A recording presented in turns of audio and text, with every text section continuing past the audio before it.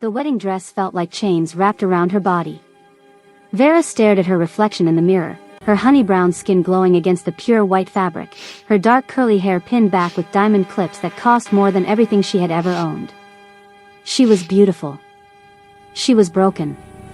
And in exactly 1 hour, she would become the wife of a man she had never met. A man whose name made powerful men tremble. A man they called the Ghost of Seoul. Kang Jae-won. The Korean Mafia king who had just purchased her like property. Her hands trembled as she touched the cold glass of the mirror, watching tears slide down her cheeks. 24 hours ago, she had been a graduate student in London, dreaming of becoming a human rights lawyer. 24 hours ago, she had a future. Now, she had nothing but a contract signed in her father's blood debt. Stop crying, her mother's voice cut through the silence like a blade. You should be grateful. He could have killed your father. Instead, he offered marriage. You should be on your knees thanking him. Vera turned slowly, her eyes red and swollen. Grateful? You sold me, mother. You and father sold me to a monster to save yourselves. Her mother's face remained stone cold. Your father borrowed $50 million from the Kang family. $50 million he gambled away. When he couldn't pay, Kang Jae-won came to collect. He saw your photograph on our mantle and said he would forgive the entire debt if you became his wife. We had no choice. There is always a choice, Vera whispered. You just didn't choose me. The door opened, and 2 women in black suits entered. Their faces were expressionless, their eyes hidden behind dark sunglasses. They moved like shadows, like trained killers dressed in designer clothes. It is time, one of them said in Korean, her accent crisp and cold. The boss is waiting. Vera walked down the aisle of the Grand Cathedral like a woman walking to her execution. Every step echoed against the marble floors. Every breath felt like her last. The church was filled with hundreds of guests, all of them strangers, all of them watching her with calculating eyes. These were not wedding guests. These were witnesses. Business associates. Mafia underbosses. People who had come to see the great Kang Jae-won finally take a wife. And then she saw him. Standing at the altar in a black 3-piece suit that probably cost more than most people's houses, Kang Jae-won was everything the rumors said he was and more. Tall, impossibly handsome, with sharp features that looked like they had been carved from ice. His black hair was swept back perfectly, not a single strand out of place. His jaw was defined, his cheekbones high, his lips pressed into a thin, emotionless line. But it was his eyes that stopped her heart. Cold. Empty. Dead. They were the eyes of a man who had killed without hesitation and would kill again. They were the eyes of a man who saw the world as pieces on a chessboard, and she was simply another piece he had acquired. He did not smile as she approached. He did not extend his hand. He simply watched her with those dead eyes, calculating, measuring, owning. You came, he said, his voice low and deep, sending an involuntary shiver down her spine. Did I have a choice? She responded, surprised by the steadiness in her own voice. Something flickered in his eyes. Amusement? Surprise? It disappeared before she could identify it. No, he said simply. You did not. The ceremony was a blur of Korean words she barely understood, of vows that felt like prison sentences, of rings that felt like handcuffs. When the priest announced they were married, Kang Jae-won did not kiss her. He simply took her hand, his grip cold and firm, and led her out of the cathedral. The reception was held in a massive penthouse that overlooked the glittering lights of Seoul. Vera sat in a corner, still in her wedding dress, watching her new husband work the room. He moved from group to group, shaking hands, exchanging words, his face never changing from that cold, expressionless mask. Everyone bowed to him. Everyone feared him. You look like you're at a funeral, not a wedding. Vera looked up to find a man standing before her. He was handsome too, in a softer, more approachable way than her husband. His eyes held warmth, his smile held kindness. I'm Park Min-jun, he said, sitting down beside her without waiting for an invitation. Jae-won's younger brother. Well, half-brother, technically. Different mothers. He leaned closer, lowering his voice conspiratorially. Don't worry. He's not as scary as he looks. Well, actually, he is. But he won't hurt you. How do you know that? Vera asked. Min Jun's smile faltered for just a moment. Because he's never wanted anything the way he wanted you. When he saw your photograph, something changed in his eyes. I've never seen him like that before. Never. Before Vera could respond, a shadow fell over them. Kang Jae-won stood before them, his eyes fixed on his brother with an intensity that made the air feel heavy. Brother, Min Jun said, standing quickly. I was just keeping your lovely wife company. Leave. One word. That was all it took. Min Jun bowed his head and disappeared into the crowd, leaving Vera alone with her husband. Dance with me, Jae-won said. It was not a request. He took her hand and led her to the center of the room. The crowd parted like the Red Sea, everyone stepping back to give them space. A slow song began to play, something soft and melancholic, and Jae-won pulled her close. Vera's heart pounded against her chest as his hands settled on her waist. He held her firmly but not roughly, guiding her through the dance with surprising grace. You're trembling, he observed. I'm afraid of you, she admitted, looking up to meet his eyes. Good, he said. Fear keeps people alive. They danced in silence for a long moment, the world around them fading away until it felt like they were the only two people in existence. Why me? Vera finally asked. Of all the women in the world, why me? Jae-won's hand tightened almost imperceptibly on her waist. Because you have fire in your eyes. I saw it in that photograph. Everyone else in your family looked broken, defeated. But you looked ready to fight. I knew then that I wanted you. Wanted me for what? His lips curved into the smallest hint of a smile. That remains to be seen. The night ended with Vera being led to the master bedroom of Jae-won's penthouse. It was enormous, decorated in shades of black and gray, with floor-to-ceiling windows that offered a breathtaking view of the city below. She stood in the center of the room, still in her wedding dress, her heart racing with fear and anticipation. Jae-won entered behind her, closing the door with a soft click that felt deafening in the silence. Relax, he said, walking past her to a small bar in the corner of the room. He poured 2 glasses of whiskey and handed one to her. I'm not going to force myself on you. Vera took the glass with shaking hands. Then what are we doing here? We're getting to know each other. He sat down in a large armchair, crossing one leg over the other, looking completely at ease. Tell me about yourself, wife. The word sounded strange coming from his lips. Strange and somehow intimate. What do you want to know? She asked cautiously. Everything. Your dreams. Your fears. Your secrets. I want to know all of it. Vera took a long sip of whiskey, letting the burn settle her nerves. My dream was to become a lawyer. To help people who couldn't help themselves. To fight for justice. And now? Now I'm the wife of a criminal, she said bitterly. Justice seems very far away. Jae-won's expression didn't change, but something flickered in his eyes. You think I'm a monster. Aren't you? He set down his glass and stood, walking toward her slowly. Vera's breath caught in her throat as he stopped mere inches away from her, so close she could smell his cologne, something dark and expensive. Yes, he said softly. I am exactly the monster you think I am. I have killed men with my bare hands. I have destroyed families. I have built an empire on blood and fear. But here is what you need to understand, Vera. He reached out and gently tilted her chin up, forcing her to meet his eyes. I will never hurt you. You are mine now, and I protect what is mine with everything I have. No one will ever touch you. No one will ever harm you. From this moment forward, your enemies are my enemies. Your pain is my pain. Do you understand? She didn't understand. Nothing about this made sense. He was a cold-blooded killer who spoke of protection like it was a wedding vow more sacred than the ones they had exchanged in the church. Why? She whispered. Why do you care what happens to me? For a long moment, he didn't answer. Then he released her chin and stepped back. "Get some sleep," he said.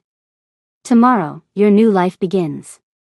He walked out of the room without another word, leaving Vera alone in the darkness, more confused than ever. The days that followed were strange and surreal. Vera found herself living in a world she never knew existed, a world of private jets and luxury cars, of bodyguards and bulletproof glass, of whispered conversations and dangerous glances. J1 was gone most of the time, attending to business that she knew better than to ask about. But when he was home, he was surprisingly attentive. He asked about her day. He made sure she had everything she needed.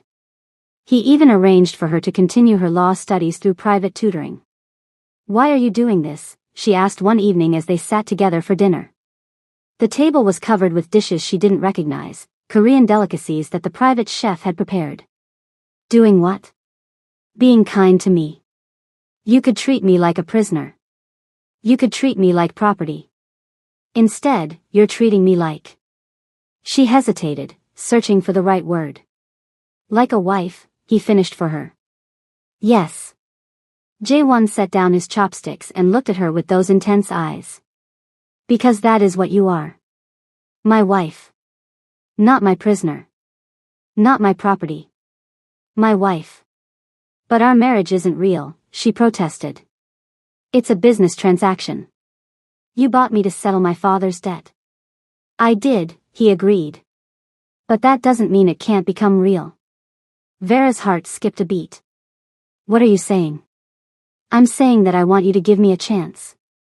I'm not asking for love. I'm not asking for forgiveness. I'm asking for time. Time to show you who I really am." She wanted to refuse. Every rational part of her brain screamed that this was a trap, that he was manipulating her, that falling for him would be the biggest mistake of her life. But another part of her, a small part that she tried desperately to ignore, was curious.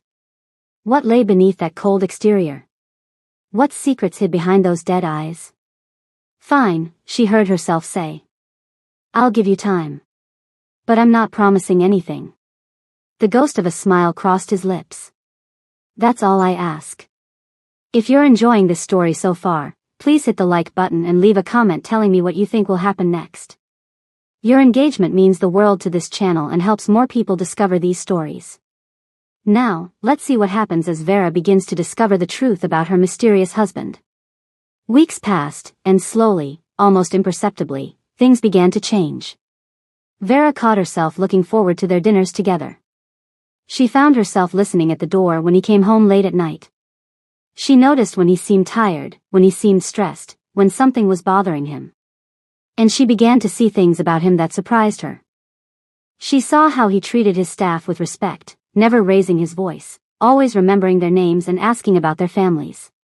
She saw how he donated millions to orphanages and hospitals, always anonymously, never seeking credit. She saw how he visited his mother's grave every Sunday, sitting for hours in the rain, speaking to a headstone as if it could hear him. What happened to her? Vera asked one day, finding the courage to broach the subject.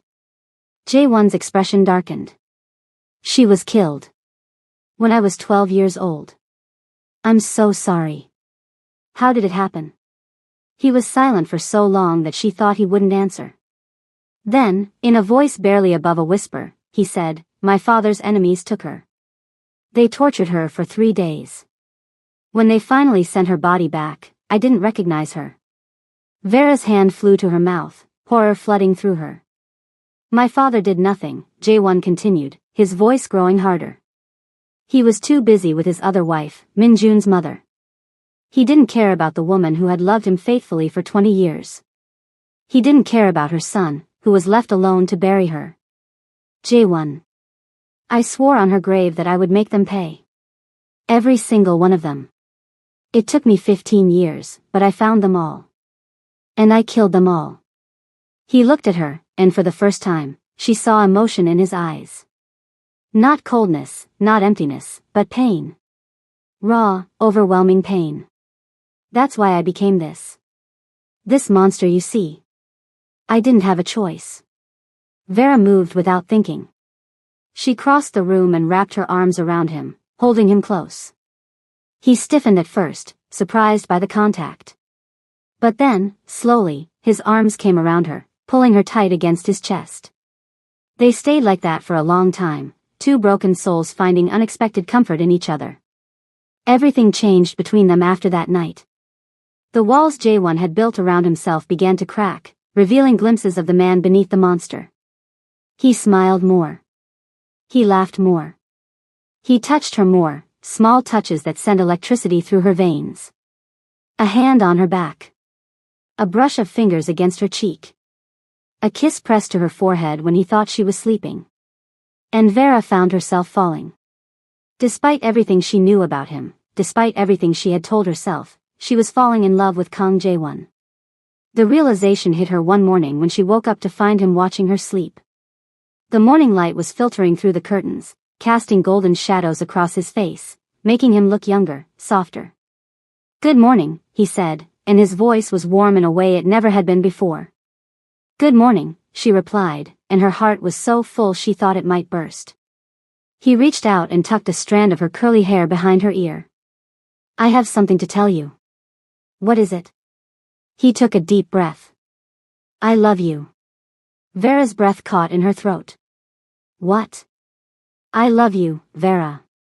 I've loved you since the moment I saw your photograph. I know it sounds crazy. I know I'm the last person who deserves your love. But I can't help it. You've changed me. You've made me want to be better. You've made me believe that maybe, just maybe, I'm not completely lost." Tears welled up in her eyes. "Jaewon. You don't have to say it back. I don't expect you to feel the same way. I just needed you to know. I needed you to know that you're not just my wife. You're my heart. My soul. My everything." She kissed him. It was impulsive and reckless and everything she had told herself not to do. But in that moment, none of that mattered.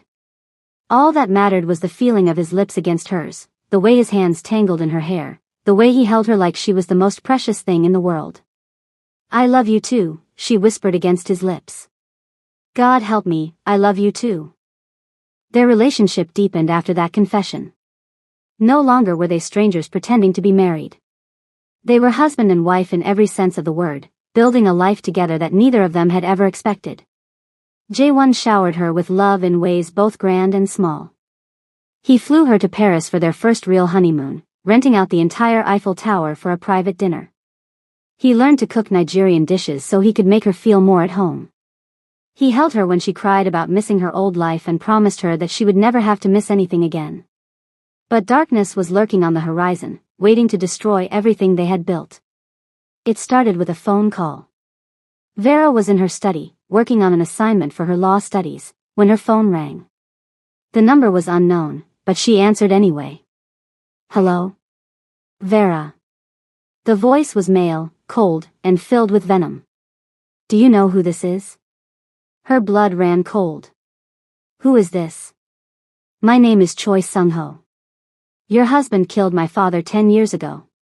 He took everything from me. My family. My fortune. My future. Now I'm going to take everything from him. And that starts with you." The line went dead. Vera sat frozen, her heart pounding in her chest. With trembling hands, she reached for her phone and dialed Jaewon's number. "Baby? What's wrong?" His voice was immediately alert, sensing her distress. "Someone called me. Someone named Choi Sung-ho. He said he's going to take everything from you. Starting with me." Silence. Then, in a voice she had never heard before, a voice of pure, cold fury, Jaewon said, "Don't move. I'm coming." He arrived within 20 minutes, flanked by a dozen of his men. He swept into the penthouse like a storm, his eyes scanning every corner for threats before settling on her. "Are you okay?" He cupped her face in his hands, examining her as if looking for injuries. "I'm fine. I'm just scared." "Jaewon, who is this man?" His jaw tightened. "Choi Sung-ho is the son of Choi Dong-wook, the man who ordered my mother's death." Vera's eyes widened. "The man you killed?" "Yes. I thought his son was dead." I was wrong. He pulled her into his arms, holding her so tight she could barely breathe. I won't let him touch you. Do you understand? I will burn this entire city to the ground before I let anyone hurt you. But Choi Sung-ho was not deterred by Jae-won's threats. Over the following weeks, the attacks came relentlessly. A car bomb that Jae-won's men detected just in time. A sniper who missed by inches. Poisoned wine that was discovered before it could be served. Each attack was more brazen than the last, each one a message that Sung-ho would not stop until he had his revenge. Jae-won became obsessed with finding him. He spent every waking moment hunting, his men scouring every corner of the city for any sign of his enemy. He barely slept. He barely ate. And he pulled away from Vera, determined to keep her at arm's length so she wouldn't be caught in the crossfire. You can't do this, she said one night, confronting him in his office. You can't shut me out. I'm protecting you. You're hurting me. I'd rather face danger by your side than be safe and alone. You don't understand what you're asking. Then make me understand. She walked around his desk and knelt before him, taking his hands in hers. I'm your wife. Your partner. Your equal. Let me help you. He looked at her for a long moment, conflict warring in his eyes. Then he pulled her up onto his lap and held her close. You're the most stubborn woman I've ever met, he said. And you love me for it. God help me, I do.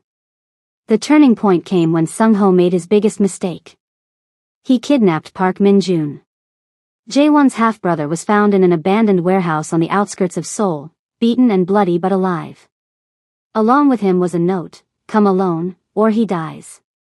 Tomorrow night. Midnight. The old factory on the river. It's obviously a trap, Vera said. I know. You can't go. I have to. He's my brother. He's the brother who's been trying to undermine you for years, she reminded him. The brother who's been in contact with Sung-ho. Jae-won's eyes widened. What are you talking about? Vera pulled out a folder she had been compiling for weeks. I've been investigating. I'm training to be a lawyer, remember?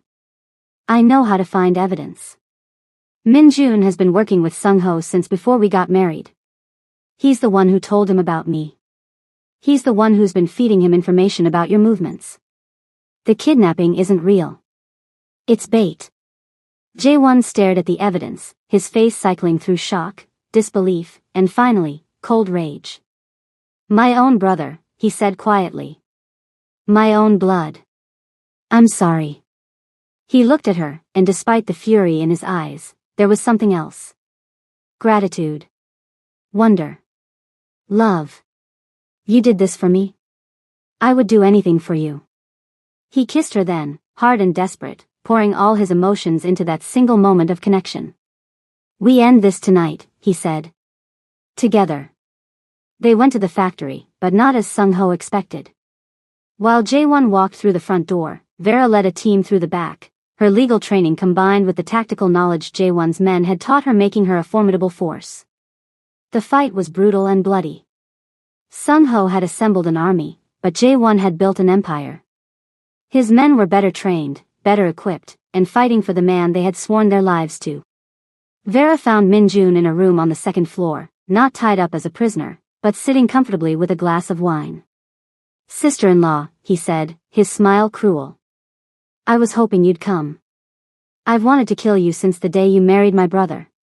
Why? She asked, keeping her voice steady. What did I ever do to you? You made him soft. Before you, he was the perfect weapon. Cold. Ruthless. Unstoppable. Now he's weak. Distracted. Vulnerable. You ruined him. I saved him, Vera corrected. I showed him that there's more to life than death and revenge. Min-jun's smile turned into a sneer. And that's exactly why you have to die. He lunged at her, but Vera was ready. She had spent months training, preparing, refusing to be a damsel in distress. She blocked his first attack, dodged his second, and on his third, she struck. Her fist connected with his jaw, sending him stumbling backward. Before he could recover, she pulled out the gun she had hidden in her waistband and aimed it at his chest. "I'm not the helpless victim you thought I was," she said. "You won't shoot me. You're too good. Too pure. You're right. I am too good to shoot an unarmed man." She lowered the gun slightly. "But I'm not too good to let my husband deal with you." The door behind her opened, and J1 stepped through. His suit was stained with blood, his knuckles were bruised, but his eyes were clear and focused. "Brother," he said, the word dripping with contempt. Minjun's face paled. "J1, I can explain." "Explain what?" "How you betrayed me. How you aligned with the man who wanted to destroy everything I've built. How you tried to kill my wife. She was supposed to make you weak. That was the plan. But she made you stronger, and I knew then that I would never be able to take your place. The only way was to remove you both." J1 walked toward him slowly, each step deliberate, each step deadly. "Our mother loved you," J1 said quietly. "When your mother died in childbirth, my mother raised you as her own. She sang you lullabies. She nursed your fevers. She loved you with everything she had. And this is how you repay her memory?" Minjun's mask of cruelty cracked, and for a moment, fear showed through. "J1, please. You will spend the rest of your life in a prison of my making," J1 declared. "You will have no visitors, no comfort, no hope. You will have nothing but time to think about what you've done." He turned to his men. "Take him." As Minjun was dragged away, screaming and cursing, J1 turned to face Sung-ho, who had been cornered by the remainder of his men. "This is between us," Sung-ho spat. "You killed my father. You destroyed my family. Your father tortured and murdered an innocent woman," J1 replied. "He got what he deserved. And what about you? Will you get what you deserve?" J1 smiled, but it was not a pleasant smile. It was the smile of a predator who had finally cornered his prey. "What I deserve," he said, "is the life I've built with my wife. The love we share. The future we're creating together. That's what I deserve. And you will never take that from me." The fight that followed was brief but intense. Sung-ho was skilled, driven by hatred and the desire for revenge. But J1 was fighting for something more powerful. He was fighting for love. When it was over, Sung-ho lay defeated on the ground, alive but broken. "Kill me," he gasped. "Finish it." "No," J1 said. "You will live. You will live knowing that you failed. That your revenge meant nothing. That I am happy, and whole, and loved, despite everything you tried to do." He turned and walked toward Vera, leaving Sung-ho to be collected by the authorities that would ensure he never threatened them again. "It's over," J1 said, pulling her into his arms. "It's over," she agreed, tears of relief streaming down her face. They stood there for a long moment, holding each other in the aftermath of battle, two survivors who had found their way through the darkness. As our story reaches its beautiful conclusion, I want to thank each and every one of you for watching until the end. If this story touched your heart, please give it a like and share it with someone who loves a good romance. And don't forget to subscribe and turn on the notification bell so you never miss our next captivating tale of love and destiny. The sun rose over Seoul, painting the sky in shades of gold and pink, as Vera and J1 stood on the balcony of their penthouse, watching the city wake up. "What happens now?" she asked softly. "Whatever we want," he replied. "We're free, Vera. Free to build whatever life we choose." She turned in his arms to face him. "What kind of life do you want?" He looked at her with eyes that were no longer cold or empty. They were warm, filled with love and hope and all the possibilities of their future together. "I want to wake up next to you every morning. I want to argue with you about ridiculous things and make up with you in even more ridiculous ways. I want to grow old with you, to watch our children grow, to build something that lasts long after we're gone. I want everything with you, Vera. Everything." She kissed him, soft and sweet and full of promise. "Then let's have everything." 1 year later, Vera graduated from law school with honors. J1 was in the front row, cheering louder than anyone, his usually stoic face split into a wide grin. After the ceremony, he presented her with 2 gifts. The first was a building in downtown Seoul, a fully equipped law office with her name on the door. A place where she could fight for justice, just as she had always dreamed. The second gift made her cry. It was a letter from her parents, the first contact they had made since her wedding. They had been too ashamed to reach out, too guilty about what they had done. But Jae-won had tracked them down, had met with them, had helped them understand that despite everything, Vera had found happiness. "They want to see you," Jae-won said softly. "Only if you want to." Vera held the letter to her heart, tears streaming down her face. "You did this for me? I would do anything for you. Haven't you learned that by now?" She laughed through her tears and threw her arms around him. "I love you, Kang Jae-won. I love you more than I ever thought possible. And I love you, Vera. My wife. My heart. My home." 6 months later, their first child was born. A daughter with her mother's honey-brown skin and her father's intense eyes. They named her Ji-yeon, meaning foundation of beauty, because she was the foundation of their new family, the symbol of their love and their triumph over adversity. As Jae-won held his daughter for the first time, tears falling freely down his face, Vera saw the final pieces of his walls crumble away. The cold Mafia king was gone, replaced by a loving husband and devoted father. "She's perfect," he whispered. "She is," Vera agreed. "Just like her father." He looked at her, surprise in his eyes. "You think I'm perfect? I think you're everything I never knew I needed. I think that what started as an arranged marriage, a forced union, has become the greatest love story of my life. I think that despite all the pain and fear and uncertainty, I would do it all again. Every single moment. Because it led me to you." Jae-won set their daughter gently in her crib and pulled his wife into his arms. "I made you a promise on our wedding night," he said. "I told you I would protect you with everything I have.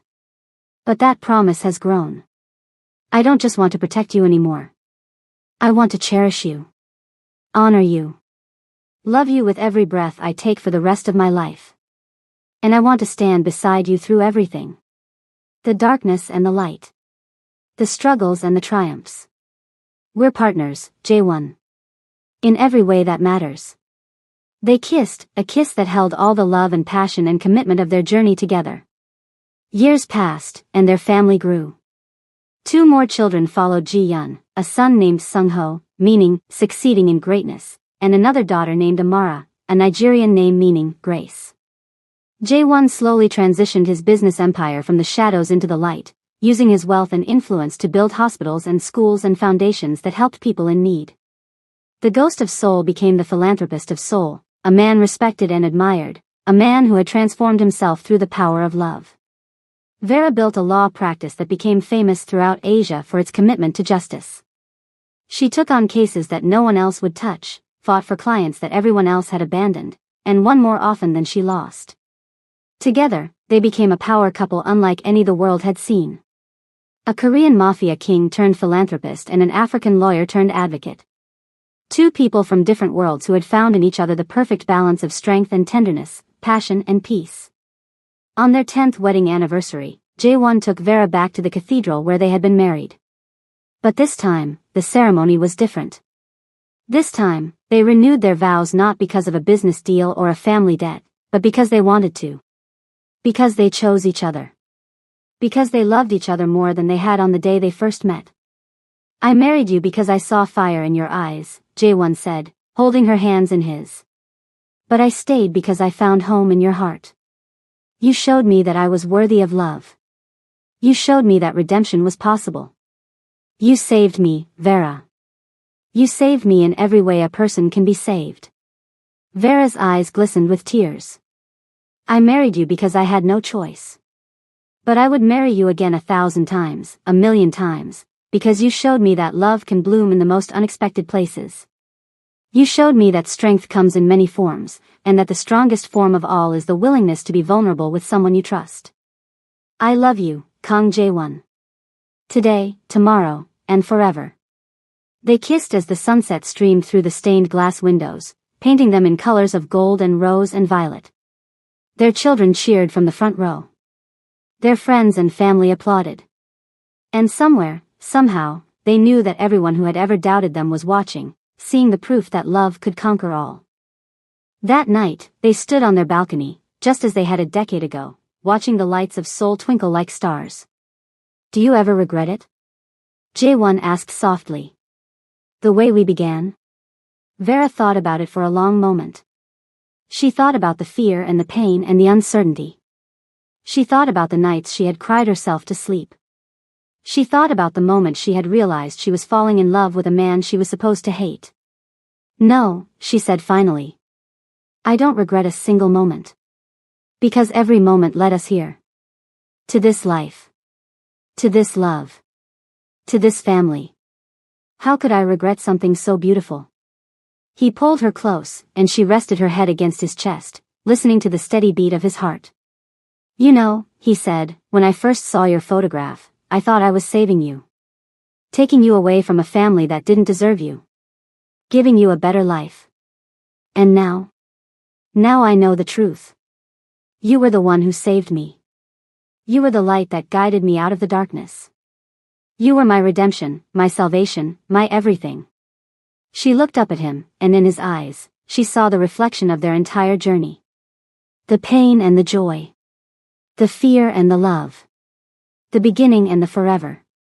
We saved each other, she said. That's what love does. It makes us brave enough to save each other. He kissed her, long and deep and full of promise, and in that moment, they were not the ghost of Seoul and the woman he had bought to settle a debt. They were Jae-won and Vera. Husband and wife. Partners. Best friends. Soulmates. They were forever. And as the moon rose over Seoul, casting silver light over the city that had witnessed their love story, they held each other close and knew, with absolute certainty, that this was exactly where they were meant to be. No arranged marriage could have given them what they had built together. No forced union could have created the love that burned between them. It was theirs, born of pain and nurtured by choice, a love that had been tested by fire and emerged stronger than steel. This was their story.